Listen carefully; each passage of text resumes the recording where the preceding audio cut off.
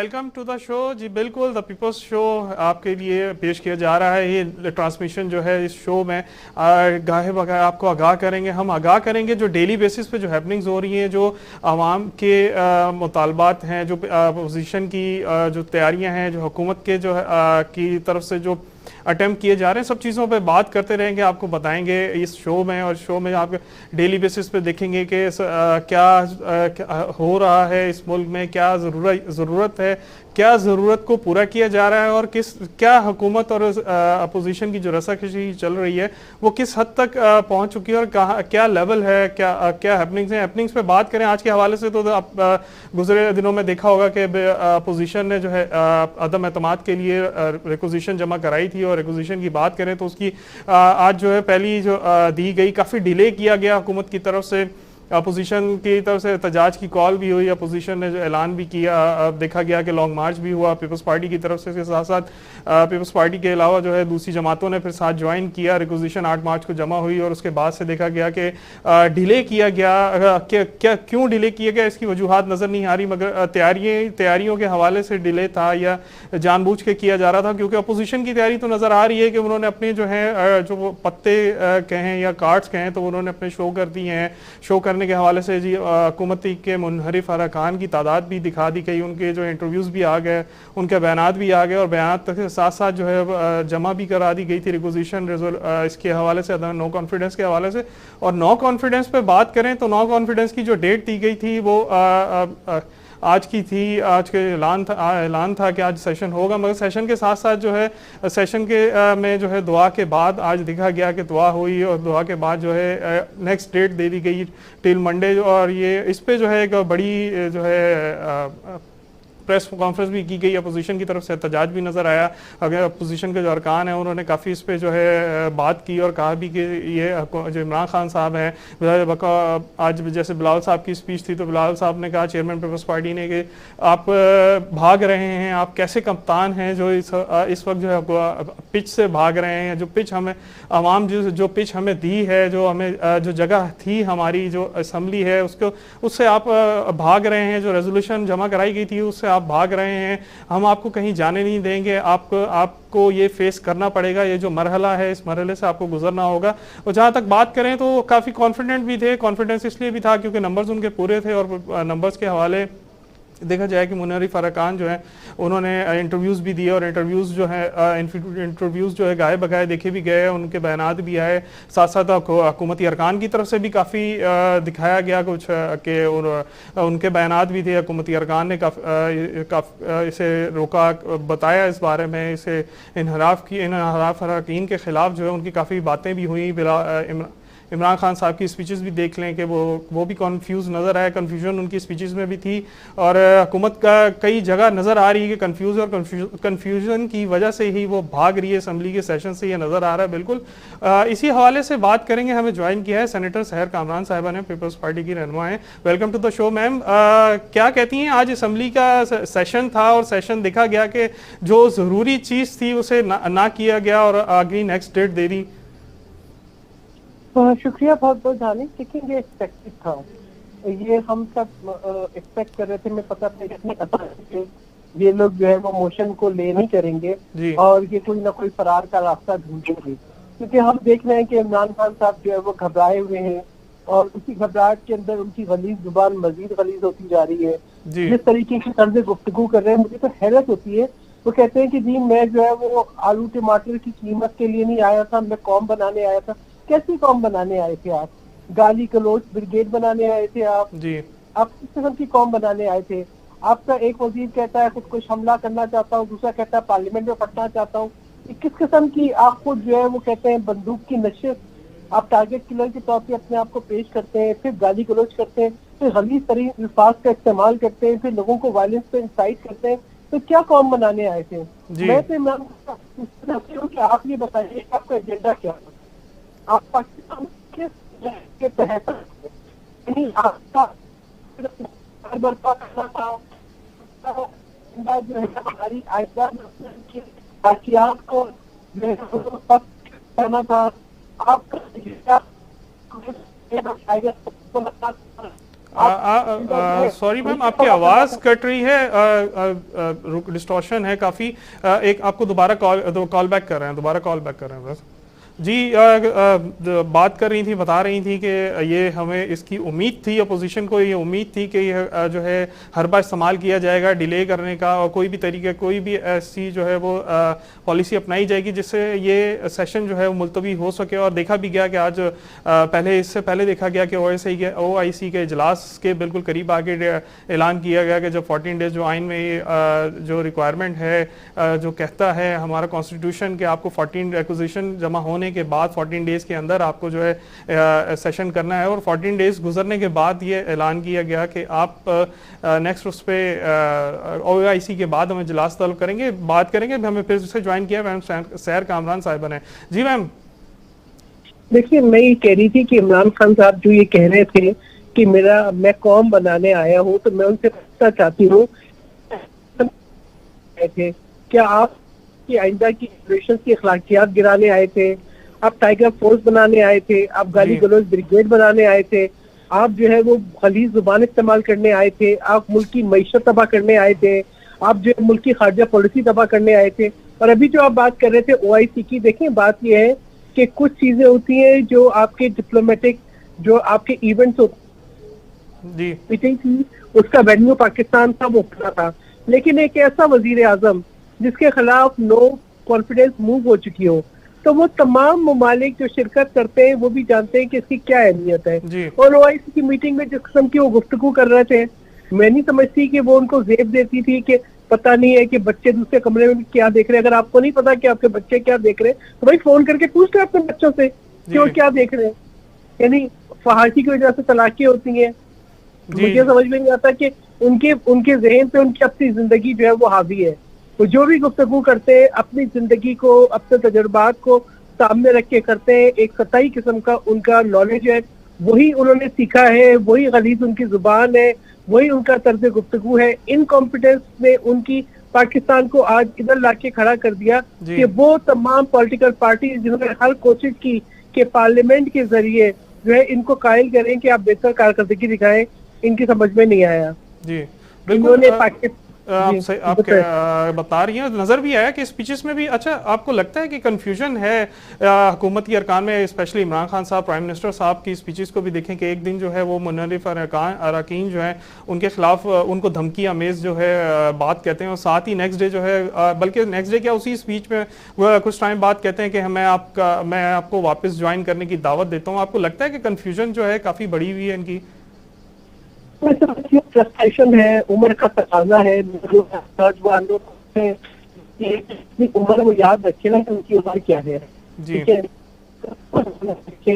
जो है इल्म को सामने रखे।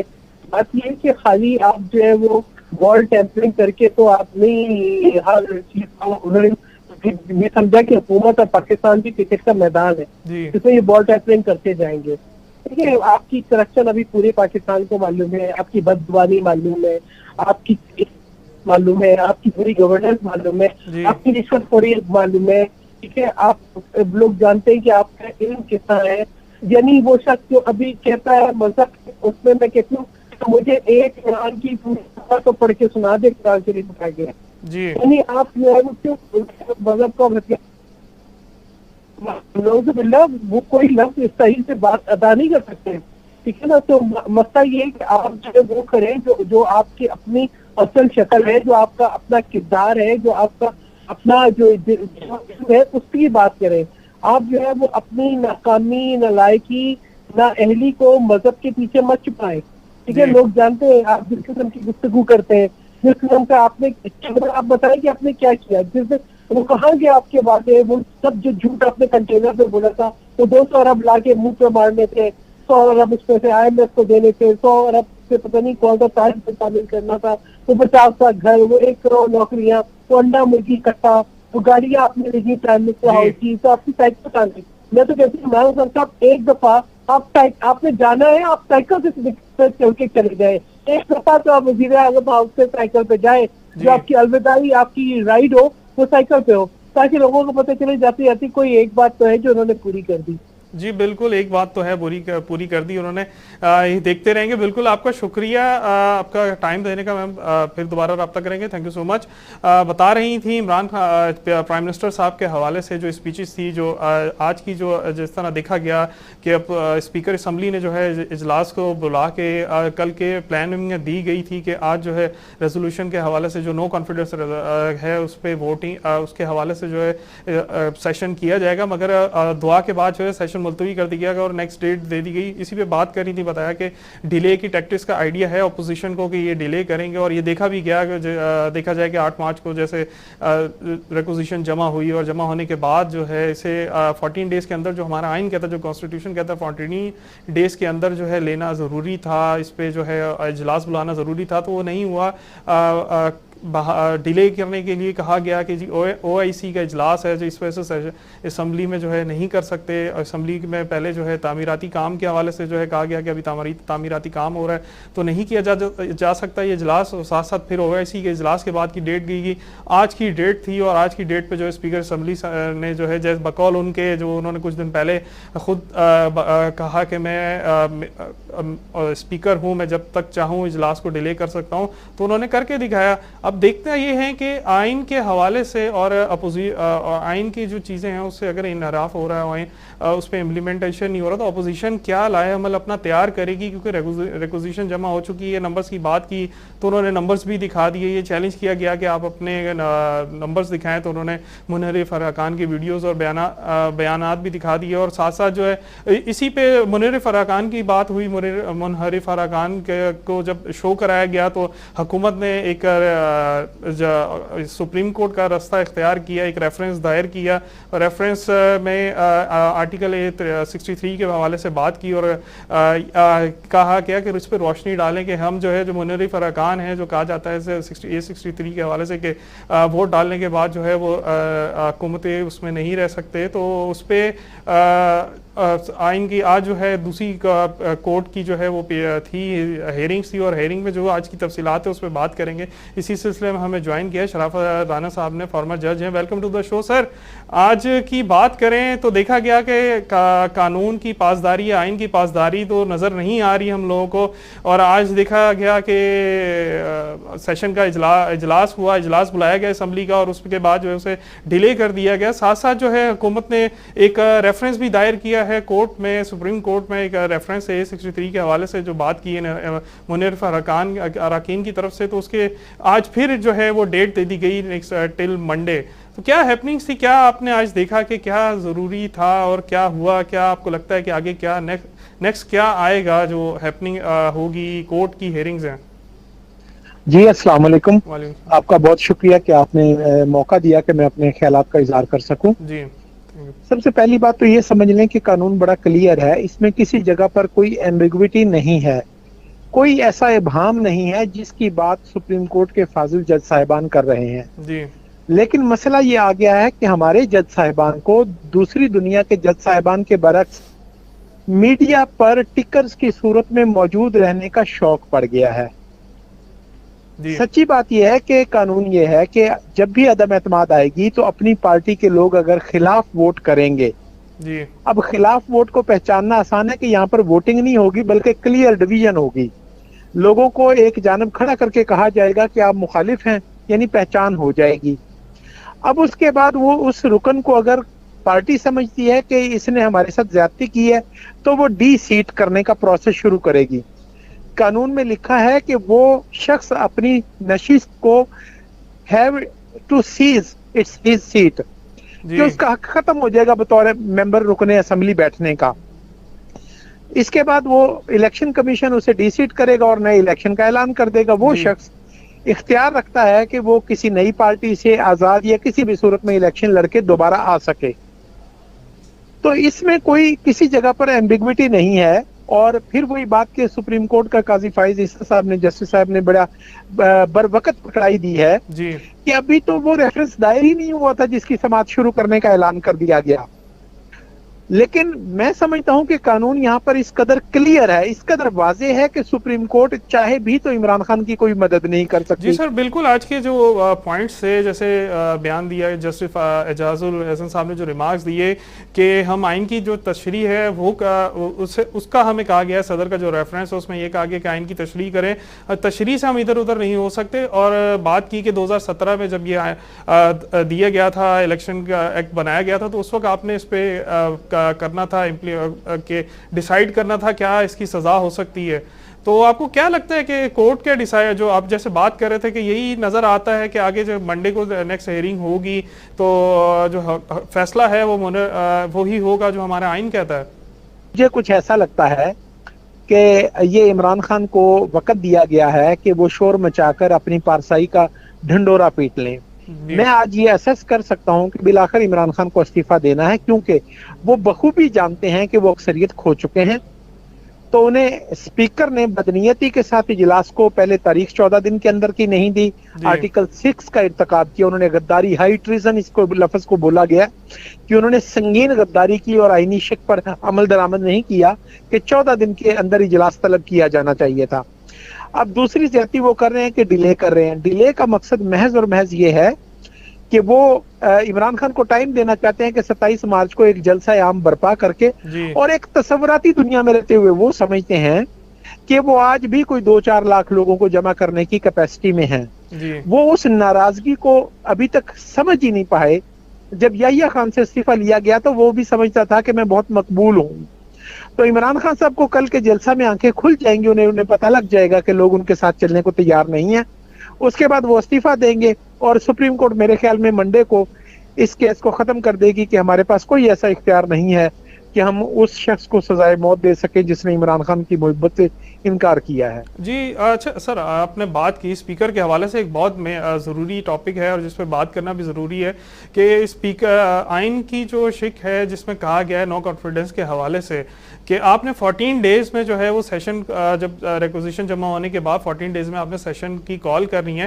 तो ये देखें कि 8 मार्च को जो है अगर जमा हुई थी और अब जो है 25 को जाके पहला सेशन हुआ तो काफ़ी डिले हुआ। स्पीकर साहब जो है उन्होंने आइन की पासदारी नहीं की। तो आपको लगता है कि जो आर्टिकल 6 की बात हो रही थी, जो अभी अपोजिशन ने कुछ दिनों पहले भी बात की कि आर्टिकल 6 के लिए जो है हम कोर्ट से रुजू करेंगे, तो आपको लगता है ये इंप्लीमेंट होगा? रिगार्डिंग सेशन के बाद कोई भी बात होगी तो जाहिर है आर्टिकल 6 तो इंप्लीमेंट हो सकेगा इन पे? देखिए, अभी हम जमहूरी तौर पर इस कदर तवाना नहीं हुए, हम तो अभी परवेज मुशर्रफ को भी सजा नहीं दे सके।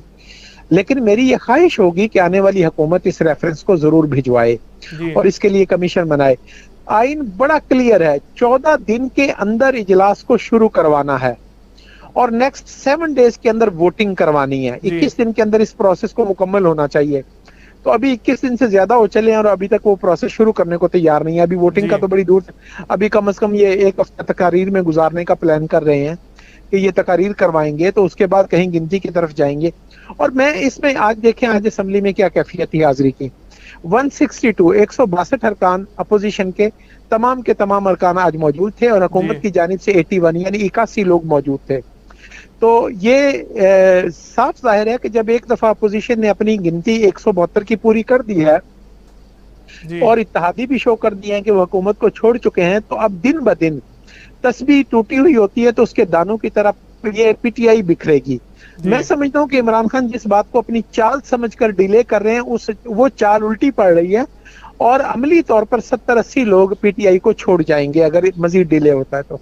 जी बिल्कुल, नज़र भी आ रहा है आज की जैसे सेशन की आपने बात की, नंबर्स भी बताए। Thank you so much sir. शराफत राना साहब, आपका आपने अपना कीमती टाइम दिया। बता रहे थे आइन के हवाले से आज की जो हेयरिंग्स थी कोर्ट की उसके हवाले से भी बात की। उन्होंने बताया कि ये आर्टिकल जो A63 है, जो आइन का आर्टिकल है, जो रेफरेंस दायर किया गया था हुकूमत की तरफ से, सदारती रेफरेंस, उसमें साफ लिखा हुआ है कि अरकान जो है वो वोट ऑफ नो कॉन्फिडेंस अगर वो अपने पार्टी के अगेंस्ट वोट देते हैं तो वो उन्हें रिज़ाइन करना पड़ेगा और रिज़ाइन करने के बाद वो दोबारा जब नेक्स्ट इलेक्शन होंगे तो उसमें फिर से वो आ सकते हैं। और बात होगी कि अगर नेक्स्ट हियरिंग होगी तो यही सेम जो है वो ऐलान होगा, कोर्ट की तरफ से भी यही रिजल्ट आना एक्सपेक्टेड है क्योंकि आइन हमारा ये कहता है। इसी सिलसिले में बात करेंगे, अभी दोबारा आपको ज्वाइन करेंगे इस ब्रेक के बाद।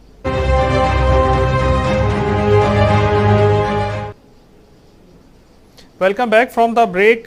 बात कर रहे थे आज के हवाले से, तो आज देखा भी गया और ये नज़र आया, माहौल तो काफ़ी सियासी गर्म था, काफ़ी दिनों से नज़र आ रहा था। पीपल्स पार्टी का लॉन्ग मार्च हुआ, लॉन्ग मार्च के बाद जो है फिर साथ जिस दिन एंड था जहाँ इस्लामाबाद पहुँच के एंड किया गया, तो साथ ही उसके रिक्विजिशन जमा करा दी गई नो अदम एतमाद के हवाले से, नो कॉन्फिडेंस के हवाले से।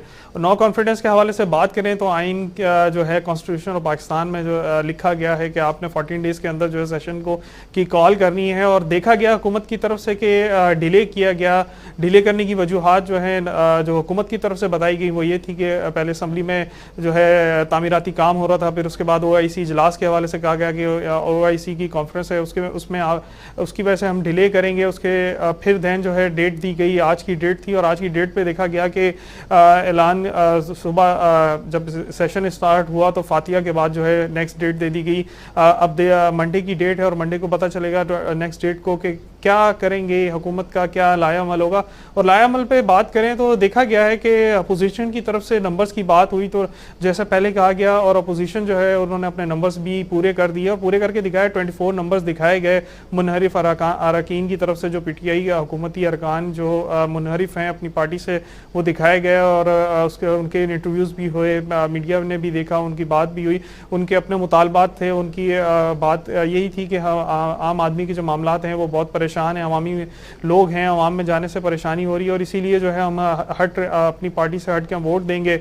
उस पर जब पोजीशन की तरफ से जब नंबर्स दिखाए गए तो एक रेफरेंस दायर किया गया हुकूमत की तरफ से, सदाती रेफरेंस था, एक जमा किया गया सुप्रीम कोर्ट में कि आर्टिकल 863 के तहत जो है मुनहरिफ अरकान की जो तशरीह की बात की गई, कि आप इसकी तशरीह करें कि इसमें जो सज़ा है वो क्या होगी, क्योंकि आइन में लिखा गया है कि आपको रिज़ाइन देना पड़ता है, और रिज़ाइन के बाद जो है आप उसके बाद जब नेक्स्ट इलेक्शन होगा तो फिर आपका आ सकते हैं असम्बली में दोबारा। तो इस पे जो है सज़ा के लिए जो है एक तयन करने के लिए रेफरेंस दिया गया, जो उस पर देखा गया कि 2 हेयरिंग्स हो चुकी हैं, लास्ट हेयरिंग्स में भी बात की गई और आज की हेयरिंग की बात की तो एजाजुल हसन साहब, जस्टिस एजाजुल हसन साहब ने बात की कि हमें सदर ने रेफरेंस भेजा है इसकी तशरीह करने का, और तशरीह जो है वो हम करेंगे, मुमकिन है रेफरेंस को वापस भी भेज दें, और सुप्रीम कोर्ट की दरख्वास्त की जो दरख्वास्त थी जो अपनी समात की उसको 28 तक उन्होंने मुलतवी कर दिया।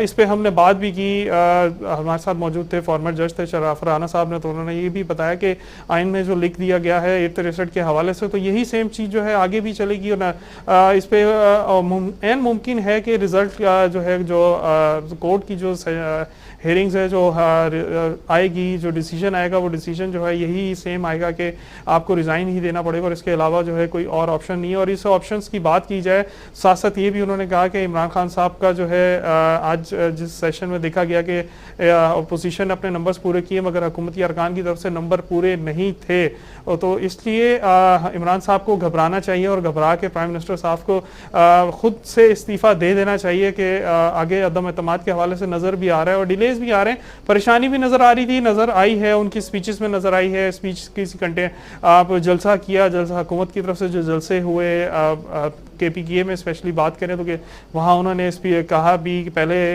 हुकूमती अपने अरकान को धमकी लगाए मुनहरिफ अरकान को, और उसके बाद जो है साथ फिर कहा कि आप वापस आएँ, वेलकम बैक, हम आपको वेलकम बैक करेंगे। और वेलकम बैक की बात करें तो इसी PTI किसी तरफ से हमें ज्वाइन किया है, MP हैं राजा हजर साहब ने। Welcome to the show sir. जलसे की तैयारियां लगता है मुकम्मल हैं, आप लोग पहुंच भी गए होंगे या पहुंचने वाले होंगे। आज की हवाले से बात करें कि अपोजिशन के नंबर्स तो दिखाई दिए असेंबली में पूरे, PTI के नंबर्स के हवाले से क्या कहेंगे कि क्या आगे का लाया अमल लेके नेक्स्ट सेशन में पूरे करेंगे नंबर्स आप? जी बहुत बहुत शुक्रिया जी। अल्हम्दुलिल्लाह जलसे की तैयारियां बिल्कुल जारी सारी हैं, हम अभी नहीं गए, हम सुबह इंशाल्लाह निकलेंगे। हमारा ट्रेन का काफिला भी इंशाल्लाह सुबह रवाना होगा, बसेस वाला काफिला भी जी। जहाँ तक आपने की बात की है हम बिल्कुल तैयार हैं अल्हम्दुलिल्लाह। हमें तो कोई खौफ नहीं है, डर नहीं। अगर हमारे बंदे कम भी थे तो हमारे तो मुस्कुराहटें दी, क्योंकि हमें पता है कि हमने इंशाल्लाह आपको सच की हमें पता है कि हमारा ईमान है जी। अपोजिशन वालों को थोड़ा सा गड़बड़ लग रही थी क्योंकि अपने बंदे कम थे, क्योंकि अपोजिशन की तरफ हमारे बंदे तो उन्होंने ना, हम तो ज्यादा हो या कम हो हमारी तो फिक्र की जरूरत नहीं, काउंटिंग तो उनकी तरफ से नहीं है जी। भी फिक्र बनाए, अल्लाह खैर करे इंशाल्लाह। आपने साथ साथ ये भी कह रहे हैं, आपको कहना चाहिए कि अपोजिशन की तरफ से आजकल गिनती भी आजकल बंद होती जा रही है, जी सारे पते खेल लिए, 27 तारीख को हमारा लीडर इंशाल्लाह पता खेलेगा। जी बिल्कुल, पत्ते की बात की आपने तो यही कहा गया कि हमने अपने कार्ड शो नहीं किए, तो ऐसा कौन सा खास कार्ड है जो अब तक संभाल के रखा गया है? क्योंकि आप देखें कि एक तरह से मुल्क की सूरत हाल काफ़ी गंभीर हो गई है इसी हवाले से अदम एतमाद के, तो कार्ड तो अब कोई दिन बाकी नहीं रहे, शो कर देना चाहिए अब तक। देखिए, कार्ड अगर शो कर देंगे दिन से पहले तो वो सरप्राइज ही रहेगा ना, तो इसलिए इन्होंने तो बेवकूफ़ी कर दी, जल्दबाजी में अपने सारे कार्ड खेल लिए। हम इंशाल्लाह 27 तारीख को आपको कार्ड जो है वो दिखाएंगे भी, शो भी करेंगे, सरप्राइज भी आपके सामने रखेंगे, क्योंकि आजकल जो कुछ भी है वो मीडिया की नजर है, मीडिया की वजह से ये सारी चीजें होती हैं। ये वही अपोजिशन है जो कल को जब हम वहां धरना देने आए थे, जो 26 दिन का जो धरना दिया था, तो उन्होंने बोला था ये दाल मसूर की दाल, ये क्या हम चलब लेंगे, ये जो जमहूरियत को खतरे में ला रहे हैं। आज वही वो जमहूरियत का राज उलगने वाले आज के भी दो ज्यादा एतमाद भी लाओ, मतलब अपनी बारी में हो तो ठीक है, दूसरे की बारी में हो तो गलत है। हम बिल्कुल मुतमईन है अल्लाह के हुक्म से। आप 28 अदम एतमाद की तहरीक क्योंकि नाकाम हो चुकी है, लेकिन ऑफिशियल जो है वो आनी तौर पर अदम एतमाद नाकाम होती हुई। सर, अदम एतमाद की तहरीक पे आपने कहा कि नाकाम हो चुकी है, मगर देखा जाए कि इत्तेहादी भी जो है वो नजर आ रहे हैं कि आपसे काफी दूर होते जा रहे हैं, दूरियां जो है बढ़ती जा रही हैं। तो कोई आपने लायामल तैयार किया है कि इस सारे जो आप जाहिर है आप कॉन्फिडेंट हैं, वो कॉन्फिडेंट नजर भी आ रहे हैं कि हम जो है अदम एतमाद आप लोग विन कर जाएंगे, जो अपोजिशन को नाकामी देखनी पड़ेगी, तो आपको की दूरियां जो है उस हवाले से कोई आपको खबर है कि क्या कम करने के लिए कुछ प्रोसेस किया गया है? देखिए, इत्तेहादी जो है वो हमारे बाजू है, इत्तेहादी जो है वो हमारे इस्लाम है, लेकिन चूंकि वो हमारी पार्टी की नहीं है, हर पार्टी का अपना नजरिया और कोलो फेल है। तमाम से ऐसी पार्टियां जो राय करती हैं, अपोजिशन उनसे रब्ता करे या वो अपोजिशन से रब्ता करे, सबका रास्ता हक है और सबको करना भी चाहिए, और ये जमहूरियत का हुसन है। लेकिन फैसला तो 28 तारीख को आपको पता चलेगा कि इत्तेहादी कहाँ खड़े। मेरा कहना है, मेरा इस टाइम बोलना शायद कोई फायदेमंद सूदमंद नहीं होगा, लेकिन आपको इंशाल्लाह 28 तारीख को नजर आएगा कि इत्तेहादी अपोजिशन के साथ आपसे करेंगे, यानी हक है, जमहूरियत का हुसन है, कोई किसी को रोक तो नहीं सकता। लेकिन 28 तारीख को हमें पैगाम देने की जरूरत ही है। अवामी जो है वो इत्तेहादी को भी पता चल गया, अपोजिशन को भी पता चल गया, हमारे अपने MNAs को भी पता चल गया, जमीर फरोशों को भी पता चल गया कि इज्जत और जिल्लत अल्लाह के हाथ में, जो जैसा करेगा वो वैसा भरेगा। तो आप बेफिक्र इंशाल्लाह 28 तारीख को बहुत बड़ा सरप्राइज आपको मिलेगा इंशाल्लाह। जी बिल्कुल, आपकी बात है, आप कह रहे हैं आपको कोई कार्ड है जो रखा हुआ है, अभी तक शो नहीं हुआ, तो नजर आएगा 28 को आपके बकौल। बात करें 28 के हवाले से, तो आप लोगों का एक जलसा भी है, जलसे की कॉल जरूरी तो नहीं थी जब आप मुतमईन हैं कि आप लोग सरप्राइज देने जा रहे हैं, एक बहुत बड़ा जो है अपोजिशन को नाकामी होगी, तो फिर जलसे की जरूरत तो नहीं है। हमें नहीं लगता कि आपको जरूरी हो कि इतनी बड़ी आवाम की तादाद वहाँ जमा की जाए, और इस हवाले से जो कोर्ट की तरफ से भी कुछ इंस्ट्रक्शन आई है, तो उस पर कुछ फॉलो करने का क्या आप लोगों ने लायामल बनाया? लेकिन जलसा तो पार्टी का हुसन है ना जी, तो कोई किसी भी वक्त कर सकता है। पेट चौक का ये तो बहुत बड़ा चैलेंज है, एक किस्म का हमने लिया है कि हम पेट चौक को भरने की पूरी कोशिश करेंगे। 10 लाख लोगों का एक हमने आइडिया लगाया है, तो ये तो अपना लीडर अपनी कौम से, अपनी जमात से, अपने वर्कर से खिताब करना चाहता है, बात करना चाहता है, जो इतने सालों से नहीं हुआ, तो इसलिए ये मौका भी अच्छा था। वहाँ का जो है वो मौसम बड़ा गर्म है, तो सियासी मौसम भी बड़ा गर्म है, तो मैं समझता हूँ कि ये एक राब्ते का बड़ा फुकदान था। तो अब खान साहब ने चूंकि पूरे पाकिस्तान की कौम को और वर्कर्स को इकट्ठा किया है, तो उनसे बात करेंगे। बात करने में तो कोई वो नहीं, लेकिन जाहिर है जो वहाँ की इंतजामिया ने जो इंस्ट्रक्शन दिए उसके मुताबिक, आपको पता है पाकिस्तान तहरीक इंसाफ वाहिद जमात है जिसने हमेशा धरने या जलसे किए पुरअमन तरीके से किए, और प्रोटेस्ट भी अगर किया तो पुरअमन तरीके से किया, कभी किसी गमले को भी नुकसान नहीं पहुंचाया। तो इसकी कुव्वत आ जाती हो, तो आप इंशाल्लाह देखेंगे जलसा भी हमारे लिए सरप्राइज है, और 28 तारीख का दिन भी इंशाल्लाह हमारे लिए सरप्राइज होगा। जी, आपने बात की कि इमरान खान साहब ने मतलब जो है कोऑर्डिनेशन का फुकदान था, आवाम को लाया इसीलिए जा रहा है कि ताकि ये जो गैप था वो फिल किया जा सके काफ़ी टाइम। तो सर ये पहले ज़रूरी नहीं था, क्योंकि देखें आप हुकूमत में हैं, तनकीद भी आप पे होगी, आपको जाहिर है आप हुकूमत में हैं तो तनकीद बर्दाश्त भी करनी होती है। साथ साथ बात करें ये कि यही सवाल है कि फुकदान जो है वो क्यों पैदा किया गया 4 साल पहले, क्योंकि नौजवान की पार्टी थी जो कॉल था इमरान खान साहब का, तो उन्हें तो इससे ज्यादा लेके चलना चाहिए था, क्योंकि अवाम की उम्मीदें थी उनके साथ। जी प्यारे भाई, जब पीएमशिप इंसान को मिलती है ना, तो पूरे मुल्क की जिम्मेदारी जो है वो प्राइम मिनिस्टर के पास आ जाती है, और उनकी सिक्योरिटी के भी जो मामलात होते हैं उसको भी हमेशा देखना चाहिए। मेरा मकसद ये नहीं था कि वर्कर से रास्ते में नहीं है, मुलाकात भी हो गई थी क्योंकि बोझ बहुत ज्यादा था, मैशियत के मामला थे, कर्ज डूबे हुए थे, ऊपर से कोविड का मामला आ गया, कोरोना का, तो मामला थे जिसकी वजह से डायरेक्ट आपका नहीं हो रहा था। तो 3 साल के बाद अगर हमें मौका मिला है, ऑपोजिशन ने भी अपनी तारीख का ऐलान किया, हमने भी अपनी तारीख का ऐलान किया, वर्कर्स बैठेगा, स्टार्ट जब होगा, जो खान साहब ऐलान करेंगे उसके मुताबिक हम उस पर अमल करेंगे। ये हमें मौका मिलना था, जो कि ऐसे में जाके मिलता तो अच्छा है। अगर हमें अल्लाह ताला ने मौका दे दिया 28 तारीख 27 तारीख का, तो कोई इसमें बुराई नहीं है। इधर अपने वर्करों से, अपनी कौम से बात करेंगे, मिलेंगे, बातचीत होगी, तो मैं समझता हूँ कि एक अच्छा मैसेज भी जाएगा, दूसरा एनर्जी मिलती है वर्करों को। इनकी चर्चा करने से हम अपने वीडियो को देखेंगे, उनके खिताब को सुनेंगे, लाइव देखेंगे, लाइव सामने खड़े होंगे, तो मैं तो समझता हूँ मेरी रूह को तो तस्कीन पहुंचेगी। तो इसमें बुराई नहीं है। जी बिल्कुल सर, ऑपोजिशन के लिए बिल्कुल आपने कहा हुकूमत को बर्दाश्त करना चाहिए, तनकीद बर्दाश्त करते हैं, बिल्कुल करेंगे, हमारा भी हक है। जी बिल्कुल हक है आपका, और हक की बात करें तो आपने जलसा, राइट है, गवर्नमेंट का भी हक है वो करे अपना जलसा, मगर अब दूसरे हल्के और सिविल सोसाइटी की तरफ से एक बात की जा रही है कि आप नंबर्स जो हैं, देखा गया कि स्पीकर जो है वो डिले कर रहे हैं, वो डिले उन्हें नहीं करना चाहिए, या क्यों कर रहे हैं, क्या वजूहात हैं कि वो इस सेशन को आगे लेके जा रहे हैं नेक्स्ट, कि आप लोगों को जलसा पहले प्लान करना था कि हम जलसा करेंगे तो उसके बाद हम सेशन पे जाएंगे?